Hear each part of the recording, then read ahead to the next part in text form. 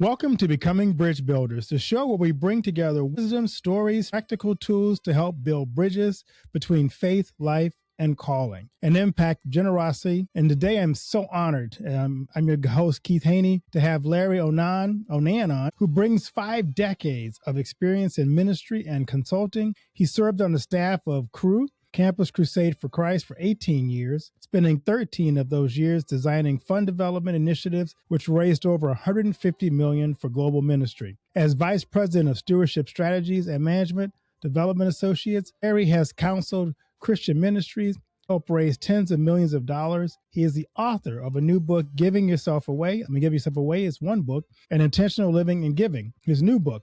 And he's helped create practical stewardship assessment tools across ministries. He also serves as president of Andy Ant Production Inc., bringing biblical values to children through engaging adventure books. Larry's passion is clear: to inspire and equip people to live as faithful stewards, experiencing the joy and abundance that come from aligning our lives with God's purpose. Larry, welcome to the podcast. Well, it's so good to be with you, Keith. Thank you for the invitation. Glad to visit.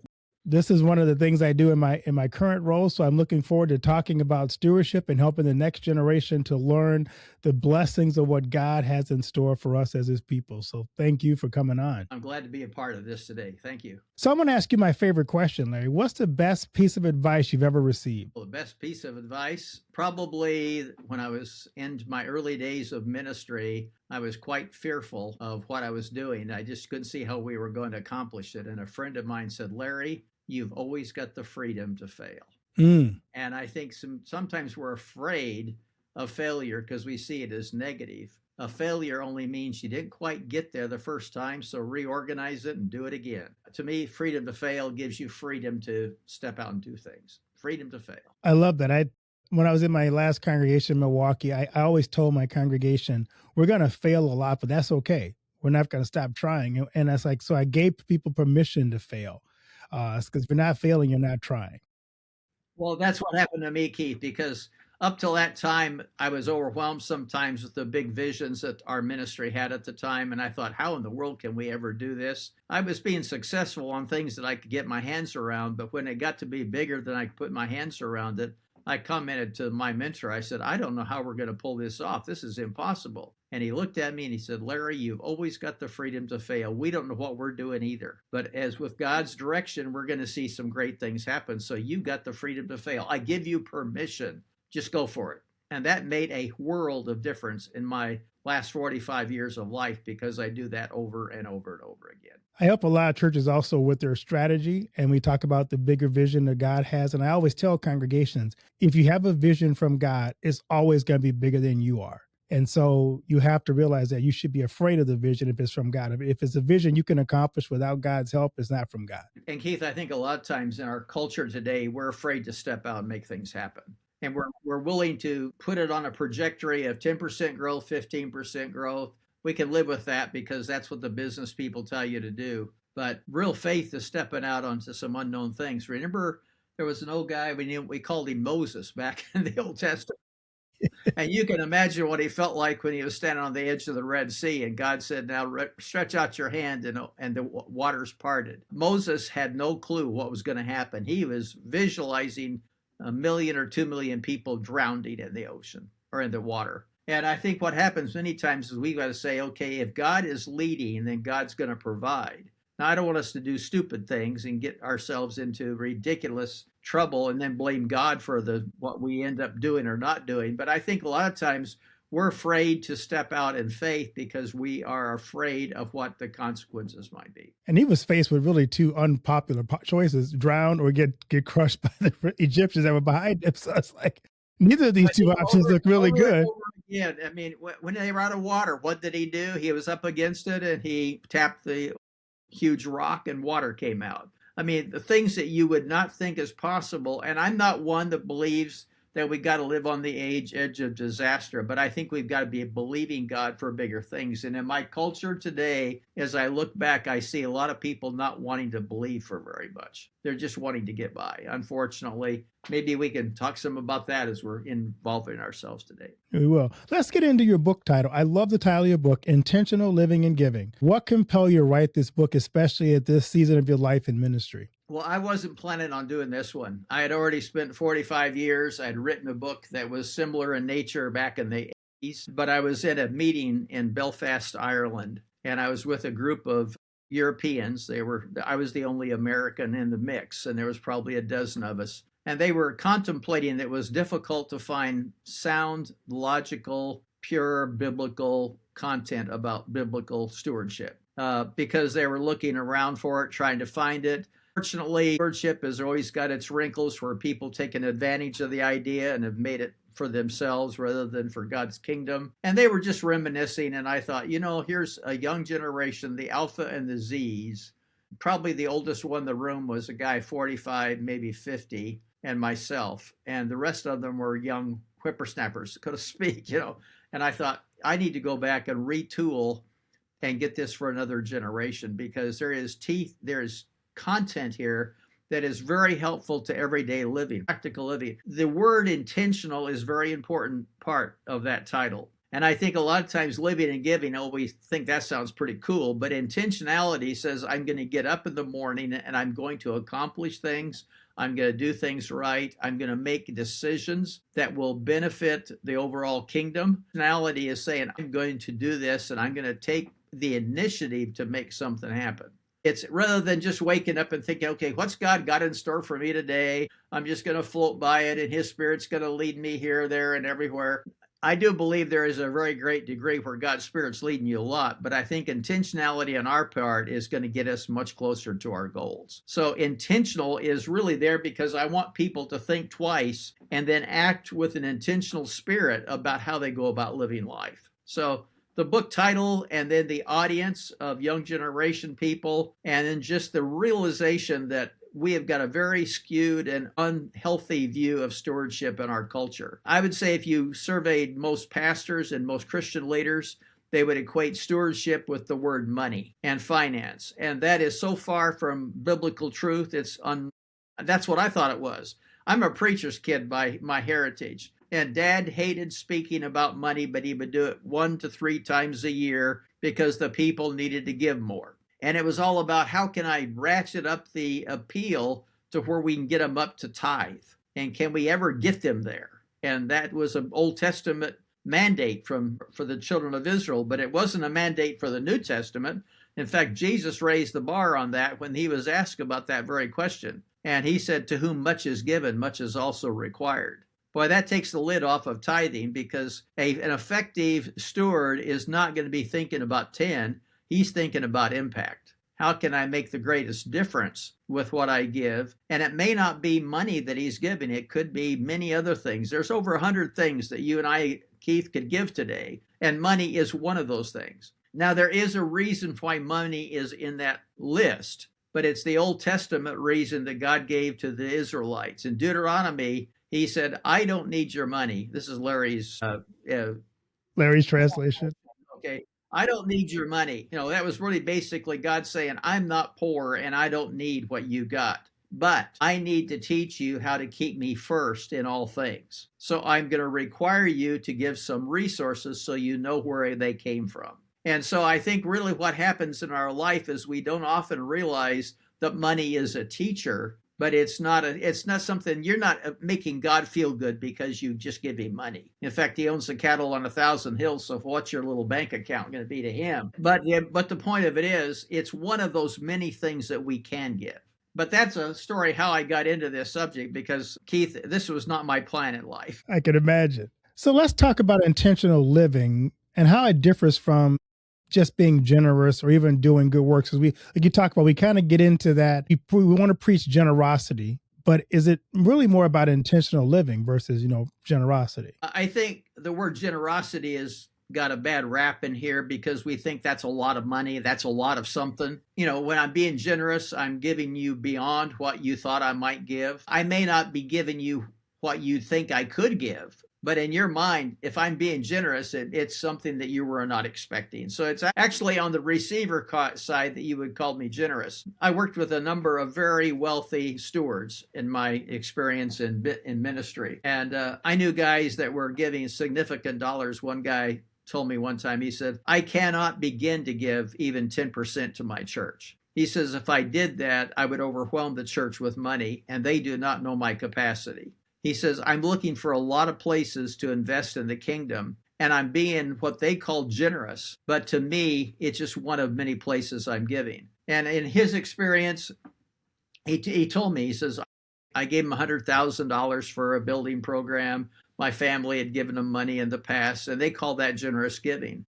He said, but if I was being generous, that would overwhelm them. And he says, everybody needs to be involved in the church ministry, not just me. So he said, I will never tell them how much I can give, but I do know over a 5-year period, he cash flowed about $48 million into kingdom work. And never once did the church realize he had that kind of capacity. Now, maybe that's where he became generous, was in his larger giving. To the church, they were calling the gift that they gave of $5,000 or $10,000 once in a while generous. But he says, I cannot go that route because my responsibility as a steward is kingdom work, not just a building work in my hometown. And so I think we got to look at it prospectively. To whom much is given, much is required. In this particular guy's case, he had much given and he was expected to give much. And I think we got to be looking at very carefully that generosity, again, it's back on what the receiver anticipates. So if I gave a missionary $500 today, he'd call that a generous gift because he was not expecting me to do that. To me, I could have given him $10,000 maybe, but he didn't know that. Right, exactly. And so I think it's a perspective, and we call generous something that we think is unprecedented or unexpected or way over the top. So you can be generous in your time. You can be generous with your skills. You can be generous with your counsel and your advice. There's a lot of ways that you can help people with the resources that God's entrusted to you. But I think it really comes back to what is meant by the term steward. I mean, when you realize that in my mind, the steward was just a guy that was working on paper and pushing numbers. I mean, I thought that was a little bit of the picture. But Keith, my experience was, first of all, you got to realize I was a theater arts major in college. I thought I was going to be in Hollywood or I was going to be in New York City. I just knew that I wanted to get into directing. I'd spent 5 years of my life. I was a junior at the University of Colorado, and I was sitting in a classroom, and I was realizing the 25 of us that were all theater majors were really acting 24 hours a day, 7 days a week. We had taken the skill to where we were no longer real to ourselves or anybody else. We knew how to play it. We knew how to orchestrate the theater to where you would weep. We knew how to do all those things. And I sat there one day, and this was a crisis point to me because this is what I thought I was going to do. And I thought, this is unreal when we're all acting all the time. There's got to be more to life than being an actor on a stage. And I started looking for what is life really all about. Now, I didn't have that question in mind, but I knew there was something missing. And it was probably a few weeks later that, the real change started to occur when I started to realize it was a spiritual issue with me. Now, I'm a preacher's kid. I was born, burped in the church. I mean, I've been around all of that stuff, but it was performance. And it was also performance to the degree that how you perform made a great deal of difference on what people thought your spirituality was. So how you acted, and I would even watch my parents argue all the way to the church until they got to the church and opened the car door, and then they would be smile and gracious and happy and joyful into the Lord. But in the car, backseat driver here, at 4 years of age, I thought, this is different than when you open the door and get out in front of the people. Right.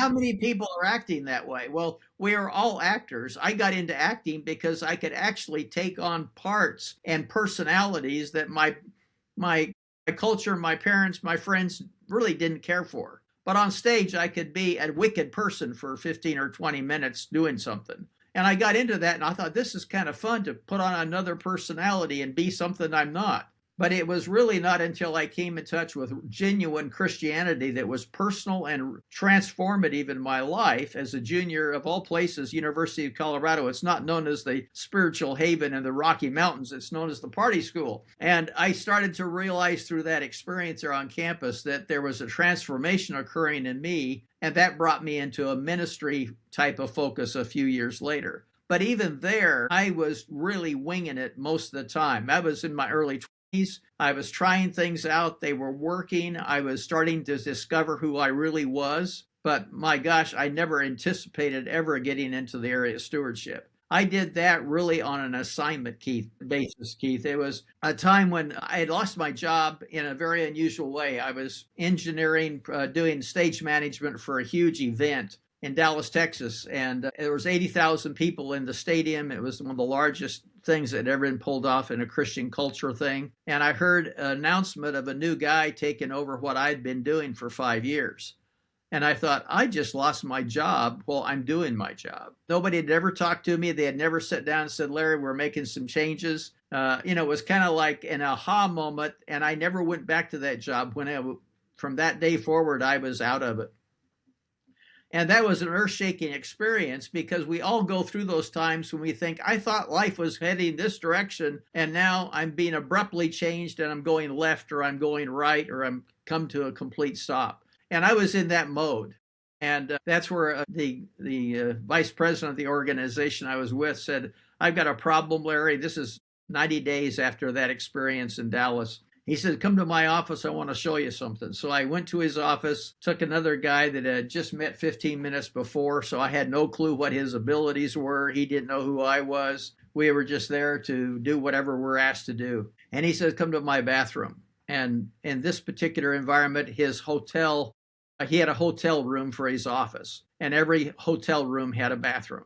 And he pulled back the shower curtain in his bathroom, and there were 30 boxes of cards. And he said, this is the pledge cards, the commitments that were made 90 days ago. They've never been opened. I don't know what to do with them. There's nobody to assign it to. Could you guys take these 30 boxes and see if we can fulfill the commitments that were made by, of all people, teenagers? It was worth about $2 million in income if we could get it to work. And we had no clue what we were doing. There was no guidebook. There was no counsel. There was no don't do this or do this. And we said, yeah, let's take the boxes and try to figure out what we're going to do here. Well, what we figured out was a way to exceed the pledge amount within a year. Now, we did not know what we were doing, but I was following my skill package was say, take something from nothing and make it into something. I'm pretty good at that. And those 30 boxes became, here is our new challenge with no roadmap,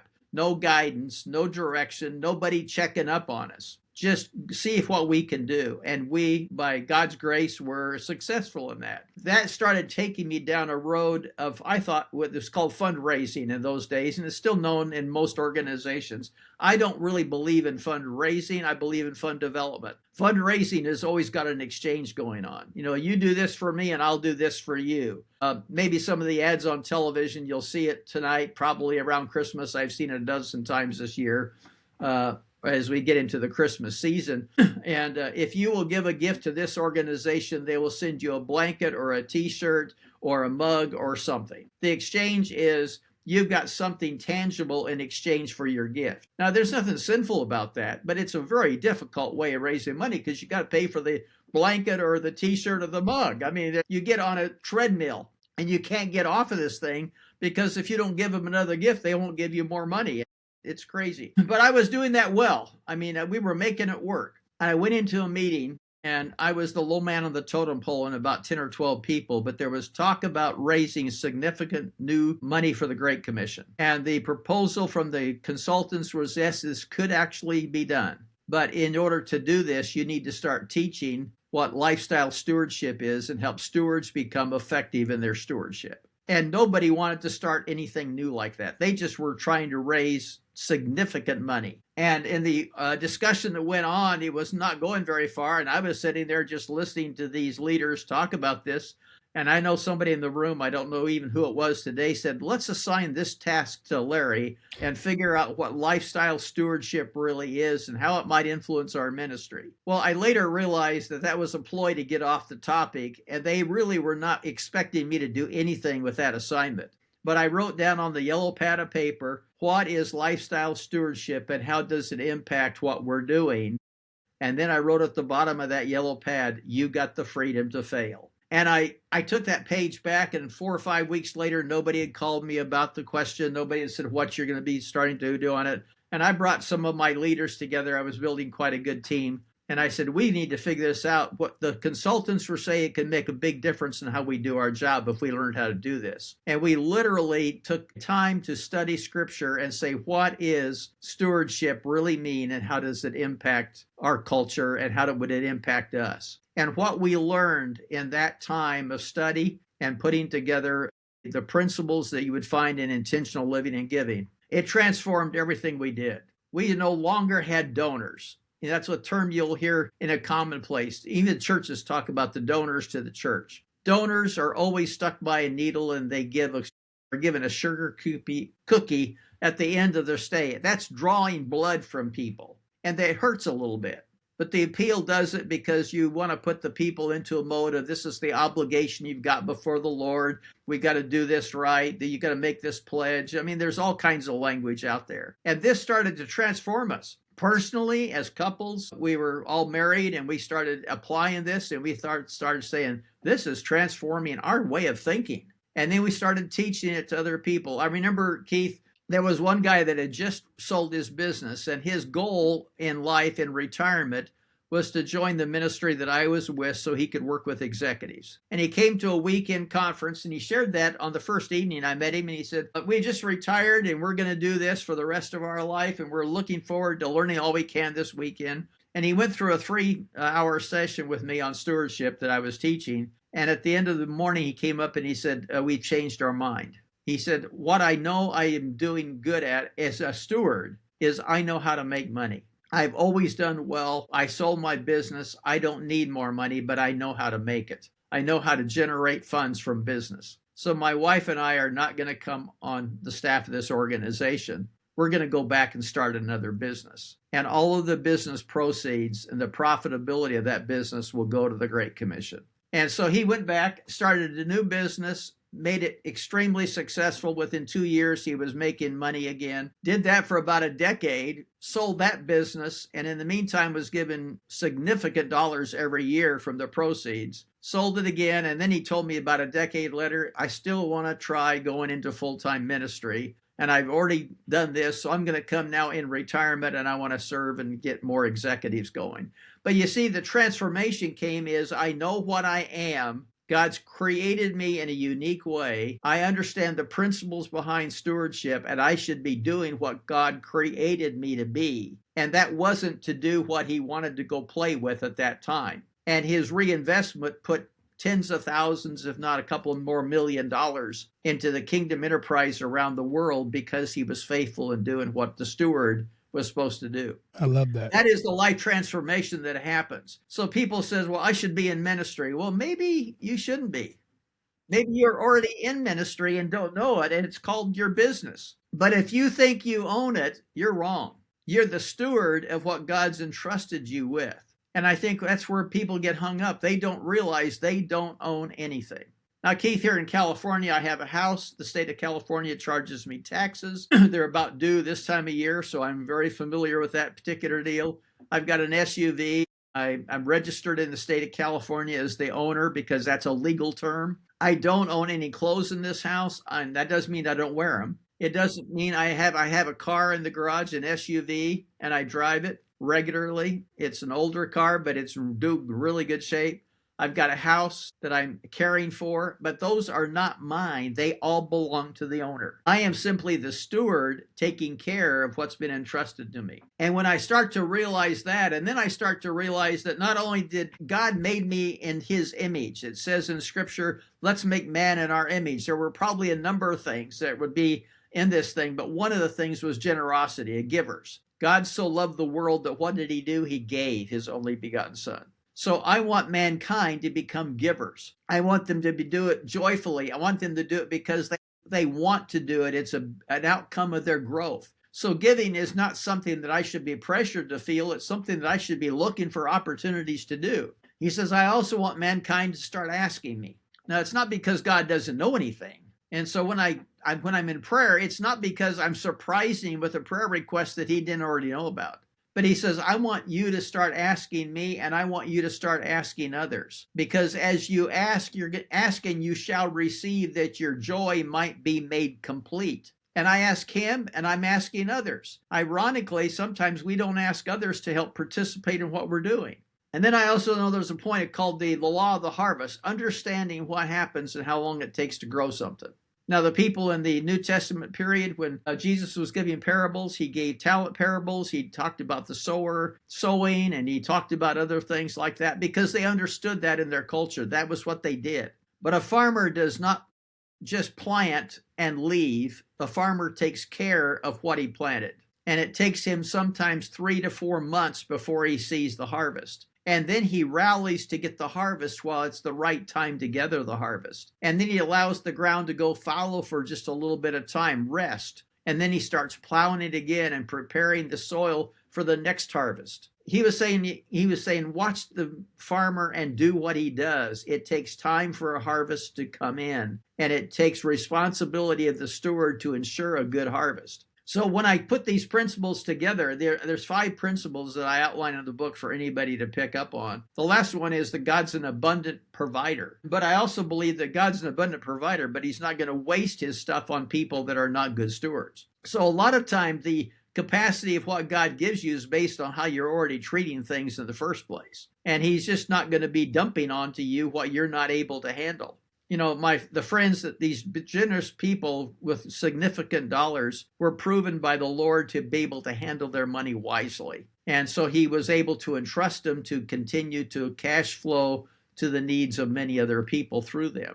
But what ended up happening is I started realizing that I am a steward and I live that life. It's a lifestyle of realizing who owns what. It's not a mistake that I'm doing what I'm doing at my age. And I'm glad to get up every morning, and every day is, God, what have you got in store for me as a steward today? What can I do to advance what you called me to do? And it's different than what you're called to do. We are not clones. We're uniquely and wonderfully made, but we're 2 different individuals. And people listening to us to talk today, they're all unique from us. Right. But they are all stewards. Can I help you be effective in your stewardship so that you're living an abundant life and thriving? I didn't say a wonderful life with a lot of stuff, but an abundant life is just a life that says, I'm doing exactly what the steward is supposed to do. And if you're doing that, you can live a contented life every single day of the year. That's great. If not, you're always on the edge and you're nervous and you're wondering if you did it right, and you're always second guessing God and second guessing yourself. That's a miserable way to live. You're making big mistakes. You're making impulsive decisions. How many marriages were made on the impulse of, I think I love her, or I think I love him, and realize that was all just feelings. And I made a big mistake because I really never dealt with the issue in a serious way. I was too anxious to get to the end of the experience rather than to know if that's what God wanted me to do. So that's what I'm excited about, Keith, is helping people get there.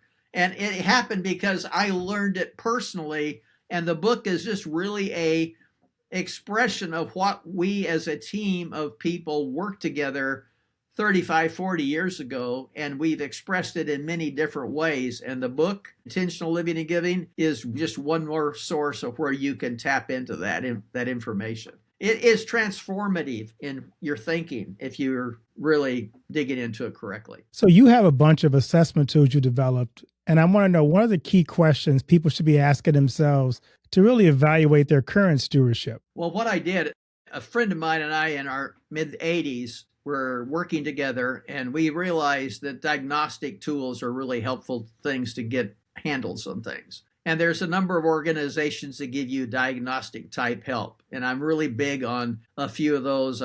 The Gallup Strength Finders is an example of those, because it really helps you have language to help you know who you really are and how you work in your strengths. And I believe that a steward needs to specialize in his strengths. That does not mean the steward can't do something that he's not good at, because some of us are equipped, and I'm not good at just finances per se. I don't like numbers. As a person, you give me numbers, I can do them, but you know what happens to me in an hour and a half of working on numbers? I am tired I bet. because I'm doing something that I have the capacity to do, but not really the skill package to do it well. So I believe in that. Well, the stewardship is the same way.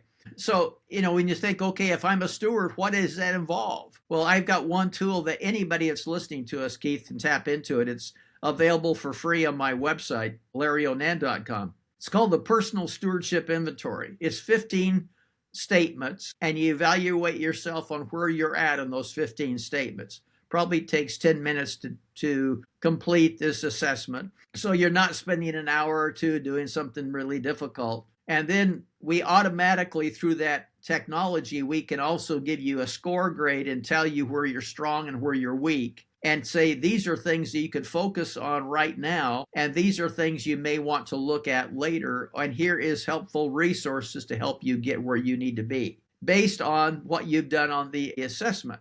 So the assessment's asking questions and asking you for your own feedback, and how you answer those questions, Keith, in your role, and how I answer those could be different, because we're not all thinking the same.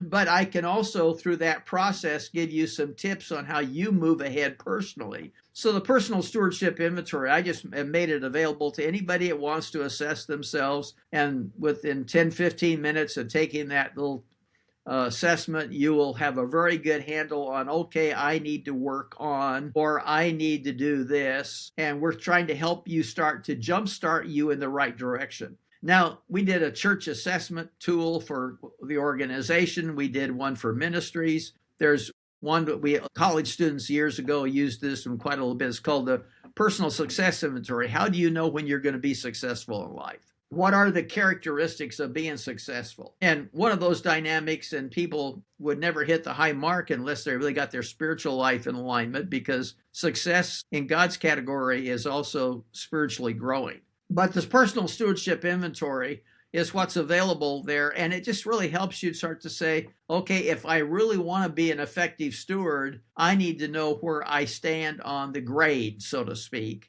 And the grade's going to help me say, I need to focus on these 2 or 3 things now. I can focus on other things later, but now I've got a little bit of a prescription on what I need to do next, or where I need to go get help next. Because the answer is, number one, the answer is, yes, you are a steward. Keith, believe it or not, everybody listening to us is a steward. You can't get out of that job. But either you're going to be an effective steward, or you're going to be a disaster. What do you want to be? Right. You're going to be on one spectrum or the other. And if you're on the disaster side, that doesn't mean you're failing. It means you've got some work to do, but you could become really good at being a steward. We just got to realign some things with you. Students take tests in schools to see how much they've acquired in terms of knowledge. Now, that doesn't mean they have wisdom. It means they know how to spell words, if that's what you're doing in a spelling test. Everything that a student is doing is to adjust on how he's intaking information. The wisdom is going to come on how he applies that information a little bit later. So assessments help us always know where we're at. A few times an assessment can give us a grade or an award, and those things are kind of fun to get. They're maybe sometimes a carrot to get you to do a good job on something. Yes, there's places for that. But the Personal Stewardship Inventory is just one of those tools that I've been able to create, and it really has helped so many people just pick themselves up and say, okay, if this is who I am, how well am I doing? And it's like we've seen the old ad on television these days. How's your blood pressure? How's your heart? This is a question, I guess. Well, you can't see your heart working. You don't know how it's working. But with a little diagnostic, you can say, I'm really doing better than I thought it was. Or maybe I should be a little bit more cautious and change some things in my life if I have a rhythm problem and other issues. That's all the assessment's going to do for you. It's not going to change your life, but it's going to help you get onto a track of success and heading in the right direction that you want to go. So yeah, it's a tool. That's what it is. And the other ones are tools as well, but they do different things for different objectives. That's awesome. Larry, this has been a phenomenal conversation. I'm going to ask you my other favorite question as we kind of wrap things up. What do you want your legacy to be? I want people to say, Larry helped me become effective in my giving and my receiving and my life. I want to say, Larry's content helped me be successful in these areas, and I'm a better steward as a result. Now, with my grandkids, I want them to say, oh, I love grandpa. But even with my grandkids, I'm trying to implement stewardship philosophy into their mindset. I've got a 23-year-old and a 20-year-old. Both of them are in college. Both of them are heading toward ministry type objectives. I want them to be totally engaged as stewards and doing a really good job of that. So I'm wanting to help people give themselves away. Wow, that's great. Where can people find you, your website, and connect with you on social media? Well, if they can do that, they can go to larryonan.com, just LARYONAN. .com. That's where they'll find the personal stewardship inventory. They can take it today. You could also purchase books there, but for many people, the best way to buy the book is go to Amazon or Barnes & Noble or Books A Million. Wherever you buy books, you're going to find Intentional Living and Giving, and you can pick up copies there. If you're really into stewardship and you want to help others, I've done small group study guides that are available at my website so that you could actually run a 10-week small group study around the subject. And what that does is it jumpstarts people thinking as to why they need more help in that area. This is not the answer to your financial mess that you might have created. And I'm big on teaching people that stuff.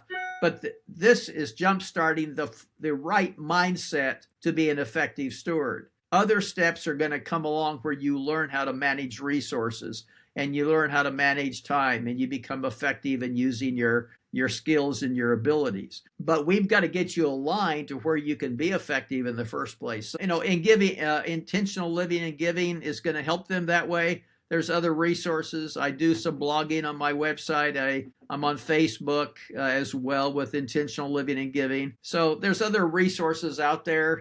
Another part of my life is into kids. I'm really big on helping kids and their values. And there's a series of children's books that my brother actually authored and I've been promoting because they're helping kids think through biblical values and outcomes and virtues. And that's called Andy Ant, The Adventures of Andy Ant. He's a fourth grade ant that teaches a fourth grade boy how to live life. And they're fun books. They're, for 3 to 10-year-olds. But, the goal in all of this is, can I help people become effective in their lifestyle of stewardship? Not how much money you give. That's another issue.